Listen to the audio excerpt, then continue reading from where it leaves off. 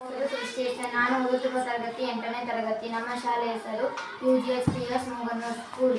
ಪ್ರಯೋಗದ ಹೆಸರು ಸಾರಿಗೆ ಮಾದರಿ. ಬೇಕಾಗುವ ಸಾಮಗ್ರಿಗಳು: ಸಾರಿಗೆ ಮಾದರಿ, LED ದೀಪ, DC ಮೋಟಾರ್, ಆಟದ ಕಾರಿನ ಚಕ್ರಕ್ಕೆ DC ಮೋಟಾರ್ನ ಜೋಡಿಸಿ, ಮೋಟಾರ್ನ ತುದಿಗಳನ್ನು LEDಗೆ ಸಂಪರ್ಕಿಸಿ.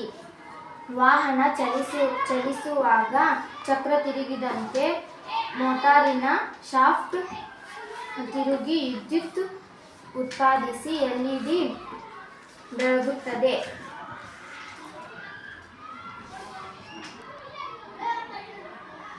ಇಲ್ಲಿ ಯಾಂತ್ರಿಕ ಶಕ್ತಿ ವಿದ್ಯುತ್ ಶಕ್ತಿಯಾಗಿ ಪರಿವರ್ತನೆಯಾಗುತ್ತದೆ.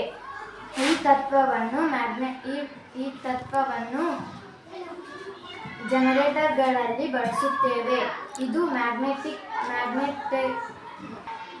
ಎಲೆಕ್ಟ್ರೋಮ್ಯಾಗ್ನೆಟಿಕ್ ಇಂಡಕ್ಷನ್ ತತ್ವವನ್ನು ಆಧರಿಸಿದೆ.